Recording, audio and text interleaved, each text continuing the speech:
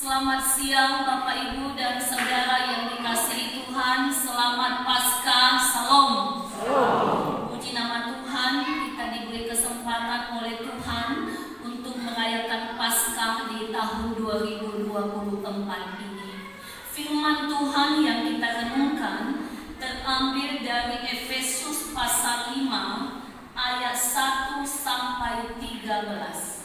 Efesus pasal 5 ayat 1 sampai 13 dan tema kita Roma pasal 6 ayat 13. Kita membaca mulai dari Efesus. Beginilah firman Tuhan. Sebab itu jadilah penurut-penurut Allah seperti anak-anak yang kekasih, dan hiduplah di dalam kasih, sebagaimana Kristus Yesus juga telah mengasihi kamu dan telah menyerahkan dirinya untuk kita sebagai persembahan dan korban yang harum bagi Allah. Tetapi percabulan dan rupa-rupa kecemaran atau keserakahan disebut saja pun jangan di antara kamu sebagaimana sepatutnya bagi orang-orang kudus. Demikian juga perkataan yang kotor, yang kosong, atau yang sembrono, karena hal-hal ini tidak pantas. Tetapi sebaliknya, ucapkanlah syukur. Karena ingatlah ini baik-baik. Tidak ada orang sundal, orang cemar, atau orang serakah, artinya penyembah berhala, yang mendapat bagian di dalam kerajaan Kristus dan Allah. Janganlah kamu disesatkan orang dengan kata-kata yang hampa, karena hal-hal yang demikian mendatangkan muka Allah atas orang-orang durhaka. Sebab itu, janganlah kamu berkawan dengan mereka. Memang dahulu kamu adalah kegelapan, tetapi sekarang kamu adalah terang di dalam Tuhan. Sebab itu, hiduplah sebagai anak-anak terang, karena terang hanya berbuahkan kebaikan dan keadilan dan kebenaran. Dan ujilah apa yang berkenan kepada Tuhan. Janganlah turut mengambil bagian dalam perbuatan-perbuatan kegelapan yang tidak berbuahkan apa-apa, tetapi sebaliknya telanjangilah perbuatan-perbuatan itu. Sebab menyebutkan saja pun apa yang dibuat oleh mereka di tempat-tempat yang tersembunyi telah memalukan. Tetapi segala sesuatu yang sudah ditelanjangi oleh terang itu menjadi nampak, sebab semua yang nampak adalah terang. Kemudian Roma pasal 6 ayat 13. Dan janganlah kamu menyerahkan anggota-anggota tubuhmu kepada dosa untuk dipakai sebagai senjata kelaliman, tetapi serahkanlah dirimu kepada Allah sebagai orang-orang yang dahulu mati, tetapi yang sekarang hidup.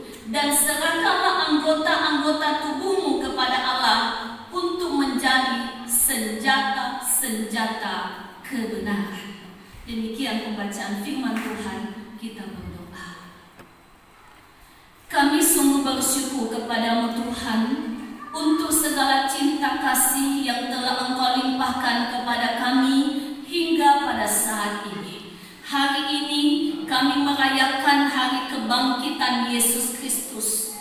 Engkau bangkit dari antara orang mati untuk menyatakan kemenangan atas kuasa dosa dan kuasa maut, sehingga setiap kami yang percaya kepadamu memperoleh keselamatan. Terima kasih Tuhan, pada saat ini kami akan merenungkan firman-Mu ini. Bukalah hati dan pikiran kami dengan kuasa Roh Kudus-Mu, sehingga kami memahami apa yang Tuhan ajarkan kepada kami. Dan berkatilah hamba-Mu yang sangat terbatas ini. Dalam nama Yesus kami sudah berdoa. Amin. Bapak, Ibu, dan Saudara yang dikasihi Tuhan, yang menjadi tema kita hari ini yaitu mengikuti tema PGI, hidup sebagai alat kebenarannya. Itulah yang menjadi tema kita, hidup sebagai alat kebenarannya. Kalau kita melihat di dalam Roma pasal 6 ayat 13 tadi yang menjadi acuan tema ini, maka di situ kita melihat Paulus menjelaskan kepada jemaat Tuhan yang ada di Roma bahwa orang-orang yang tadinya ada di dalam dosa, mati karena dosa, setelah percaya kepada Yesus, maka sekarang menjadi orang yang hidup, orang yang diselamatkan oleh Yesus Kristus. Karena sudah menjadi orang yang diselamatkan, maka sekarang dia memiliki kehidupan yang baru di dalam Kristus Yesus. Karena orang percaya ini sekarang sudah memiliki kehidupan yang baru di dalam Kristus, maka Paulus katakan, janganlah serahkan anggota-anggota tubuhmu menjadi senjata kezaliman. Jangan serahkan anggota tubuhmu untuk melakukan dosa lagi, tetapi serahkanlah anggota-anggota tubuhmu menjadi senjata kebenaran.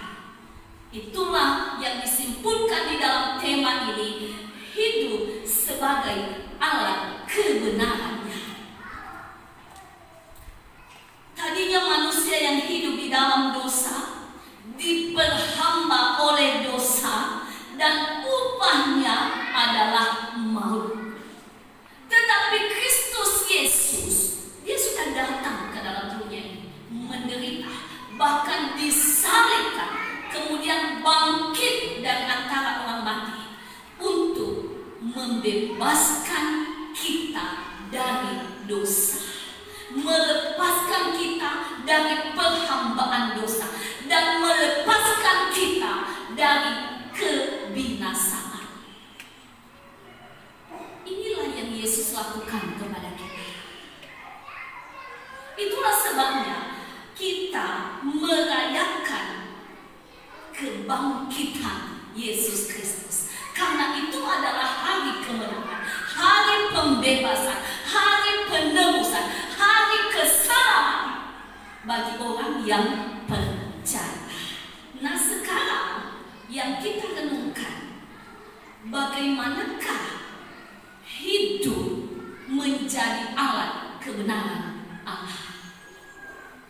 Kita sudah memiliki hidup baru sekarang karena kita ada di dalam Kristus.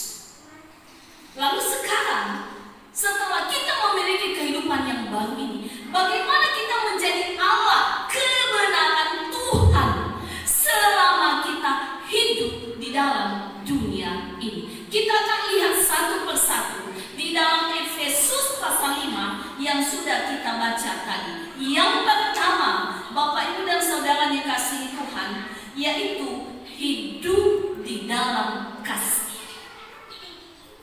Kehidupan untuk menjadi alat kebenaran Tuhan, maka kita harus hidup di dalam kasih. Kita baca di dalam ayat 1 dan 2. Sebab itu jadilah penurut-penurut Allah seperti anak-anak yang kekasih, dan hiduplah di dalam kasih, sebagaimana Kristus Yesus juga telah mengasihi kamu dan telah menyerahkan dirinya untuk kita sebagai persembahan dan korban yang harum bagi Allah.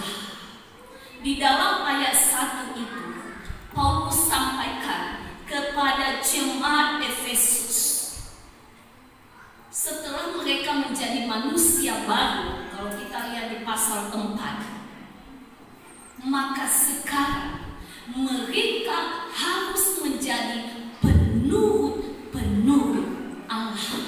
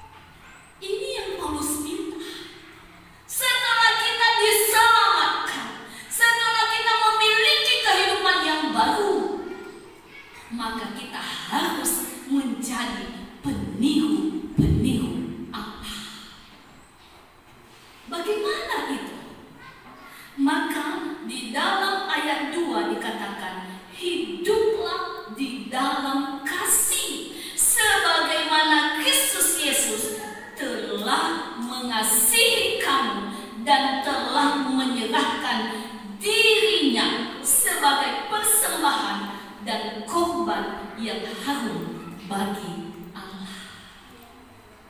Kita menjadi peniru Allah di dalam hal hidup di dalam kasih.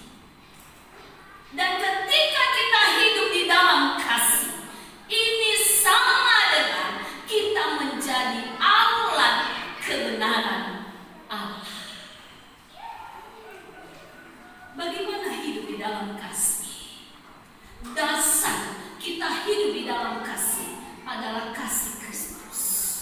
Dia katakan di sini tadi, Kristus sudah mengasihi kamu dan menyerahkan dirinya untuk menebus dosa-dosa kita.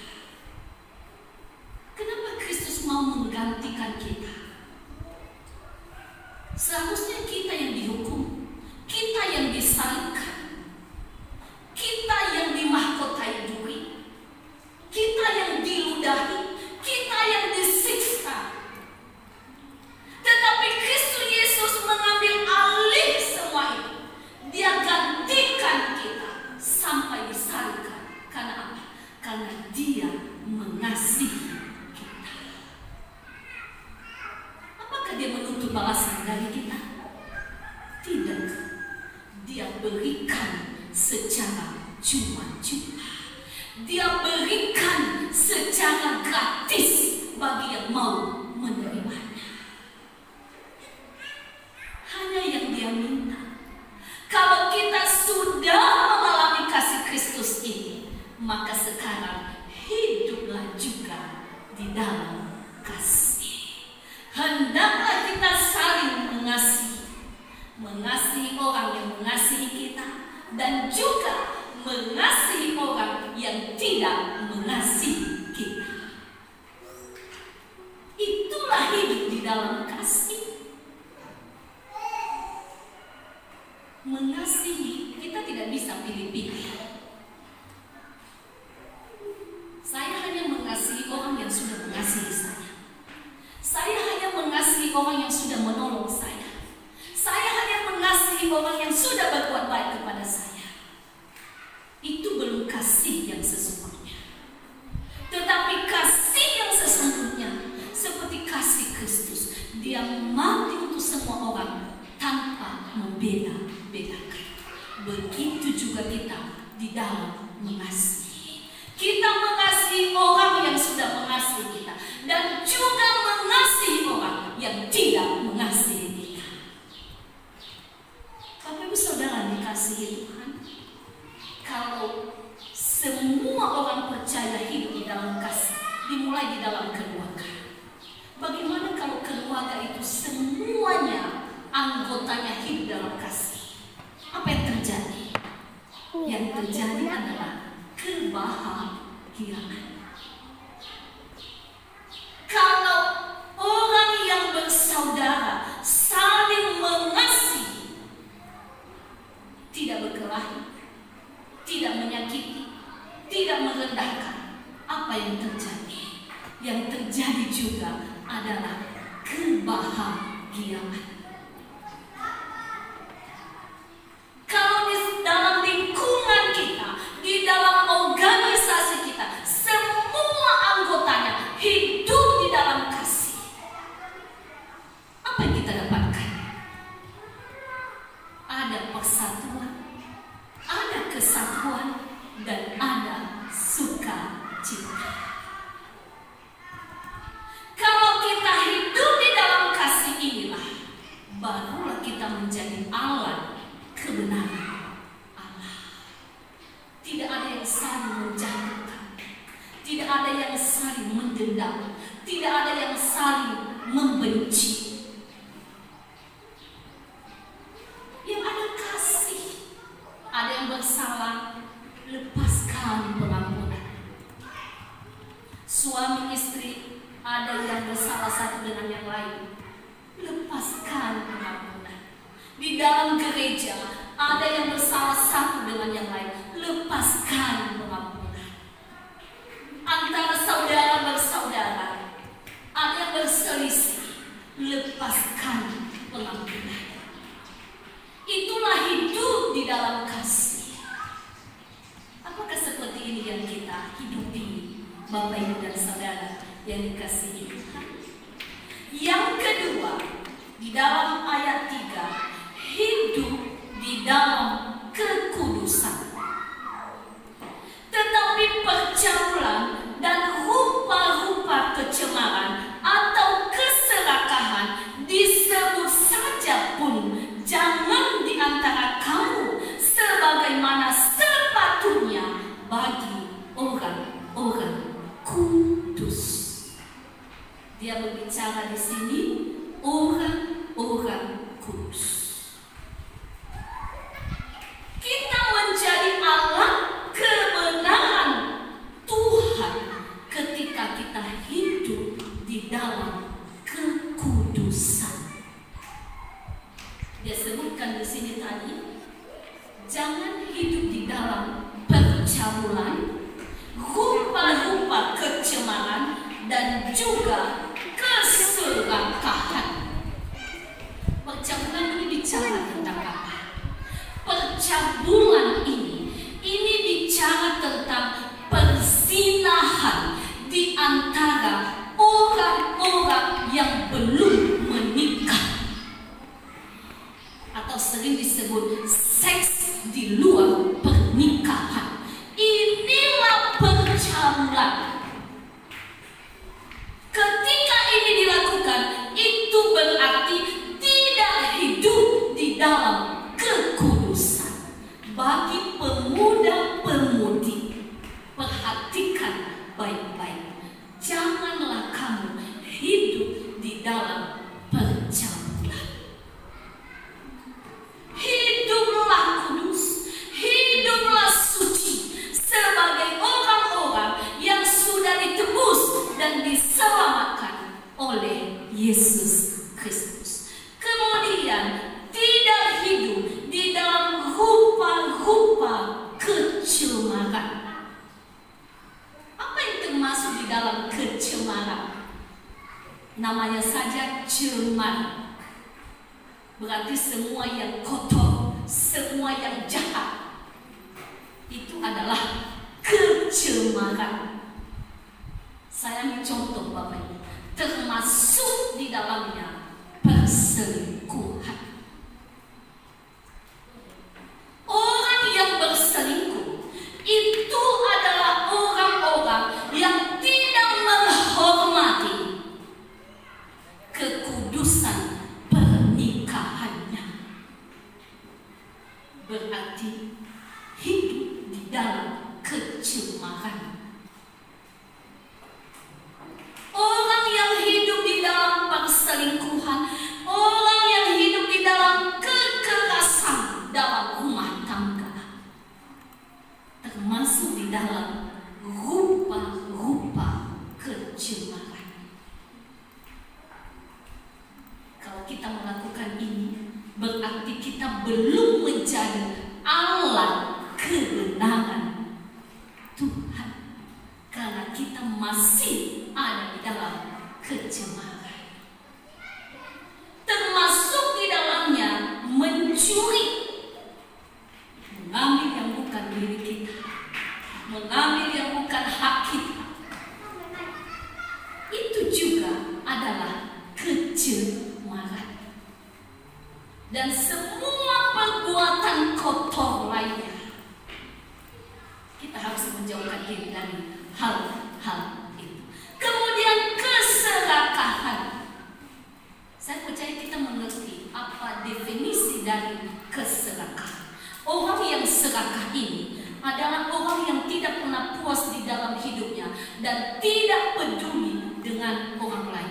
Dia hanya peduli kepada dirinya sendiri. Orang yang serakah, dia akan mengambil tanah yang bukan tanahnya. Dia akan mengambil uang yang bukan uangnya. Dia akan mengambil hak yang bukan haknya. Dia akan mengambil jabatan yang bukan jabatannya. Menghalalkan segala cara karena keserakahannya. Baru-baru ini kita mendengar berita di negara kita, korupsi tambang timah. Apa yang terjadi dengan korupsi? Merugikan negara triliunan rupiah. Kenapa ini terjadi? Karena keserakahan. Ini menjadi pelajaran bahwa korupsi itu juga adalah keserakahan. Orang yang sudah percaya kepada Yesus, orang yang sudah ditebus oleh Yesus, menjadi alat kebenaran Tuhan, maka jangan serakah. Tetapi hiduplah dengan bersyukur apa yang Tuhan berikan. Hidup di dalam kekudusan. Yang ketiga, Bapak Ibu Saudara dikasihi Tuhan, ayat 4 sampai 7.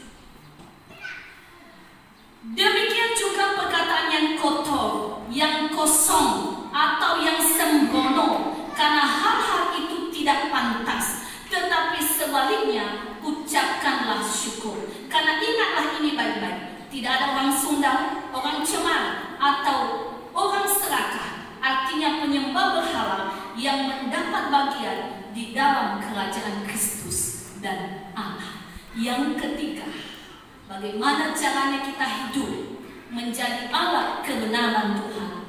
Hidup di dalam ucapan-ucapan yang benar. Paulus mengingatkan mereka di sini agar mereka tidak berkata-kata kotor, tidak berkata-kata kosong, dan tidak berkata-kata sembrono. Tetapi mereka berkata-kata untuk mengucap syukur kepada Allah. Kalau perkataan kita semuanya perkataan ucapan syukur, barulah kita menjadi alat kebenaran Allah. Lalu bagaimana kalau kita memaki? Lalu bagaimana kalau kita mengutuk? Lalu bagaimana kalau kita menghina? Itulah kata-kata kotor yang dikatakan Paulus ini. Janganlah kamu mengatakan perkataan-perkataan ini. Bapak Ibu Saudara dikasihi Tuhan, termasuk juga di dalamnya senda gurau, candaan. Ada senda gurau yang kotor dan cabul. Orang bercanda, kalau dia candaannya itu muatan-muatannya negatif, muatan-muatannya kotor, maka itu tidak benar. Lalu mungkin bertanya, bagaimana itu Bu Pendeta? Berarti tidak boleh saja kita ini bercanda, tidak boleh saja kita ini bersenda gurau. Apakah begitu? Tidak, Bapak. Ada senda gurau, ada candaan yang sehat dan membangun. Ini yang dianjurkan oleh Paulus. Tetapi semua candaan yang kotor dan cabul, itulah yang tidak boleh diperkatakan. Kadang-kadang kita melihat ada orang berbicara di depan umum untuk membuat para pendengarnya ketawa. Kadang-kadang dia bicara dengan muatan-muatan negatif, tanpa dia sadari bahwa sesungguhnya perkataan itu tidak berkenan kepada Tuhan.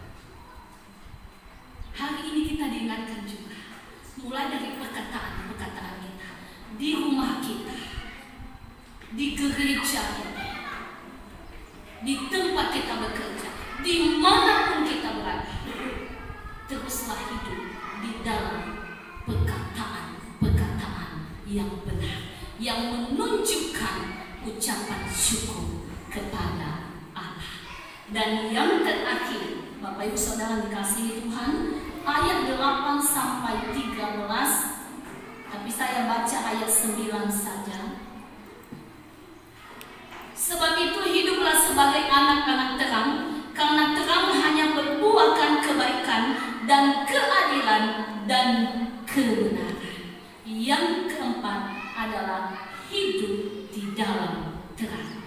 Bagaimana sikap hidup orang yang ada di dalam terang? Ayat 9 dia katakan, hanya berbuahkan kebaikan, keadilan, dan kebenaran.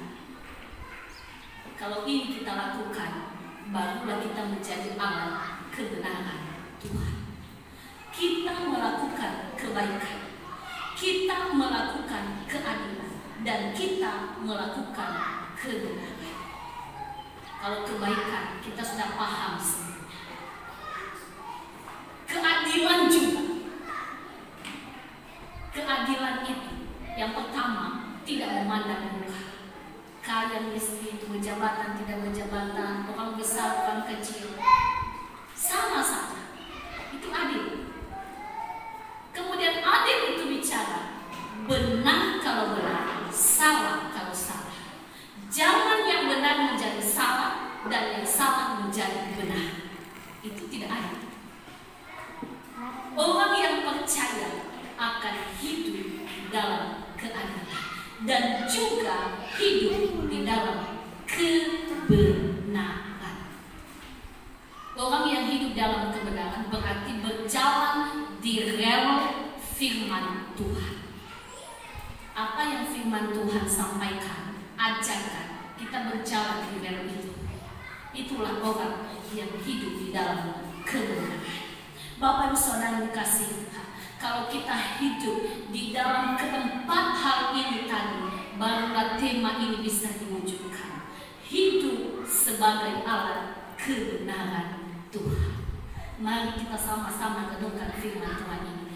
Karena di dalam ayat 11 dia katakan begini, janganlah turun mengambil bagian dalam perbuatan-perbuatan kegelapan yang tidak berbuahkan apa-apa, tetapi sebaliknya telanjangilah perbuatan-perbuatan itu. Ya, jadi kalau kita hidup sebagai alat kebenaran Tuhan, kita tidak boleh lagi hidup dalam dosa. Kita tidak boleh menyetujui dosa. Kita tidak boleh ikut ambil bagian dalam dosa. Tetapi kita harus telanjangi dosa-dosa itu. Mari Bapak Ibu Saudara dikasihi Tuhan, di dalam memperingati hari kebangkitan Yesus, kita yang sudah ditebus, kita yang sudah memperoleh keselamatan dari Yesus Kristus, hiduplah sebagai alat kebenaran Allah selama kita diberi umur oleh Tuhan di dalam dunia ini. Ayat hafalan kepada kita 2 Korintus pasal 5 ayat 17. 2 Korintus pasal 5 ayat 17. Jadi siapa yang ada di dalam Kristus, ia adalah ciptaan baru. Yang lama sudah berlalu, sesungguhnya yang baru sudah datang. Kita sama-sama 3 ya. Jadi siapa yang ada di dalam Kristus, ia adalah ciptaan baru. Yang lama sudah berlalu, sesungguhnya yang baru sudah datang. Tuhan Yesus memberkati kita. Terima kasih Tuhan, kami sudah merenungkan firman-Mu. Kami bersyukur Engkau telah menebus dosa kami, memberikan kami keselamatan dan kehidupan yang kekal. Dan tolong kami juga sebagai orang-orang yang sudah ditebus dan diselamatkan, kami hidup sebagai alat kebenaran. Selama kami hidup di dunia ini, mampukan kami dengan kuat kuasa Roh Kudus-Mu, sehingga hidup kami hanya menyenangkan hati-Mu saja. Terima kasih ya Tuhan, berkatilah kami semua yang sudah merenungkan firman-Mu. Dalam nama Tuhan Yesus kami sudah berdoa. Amin.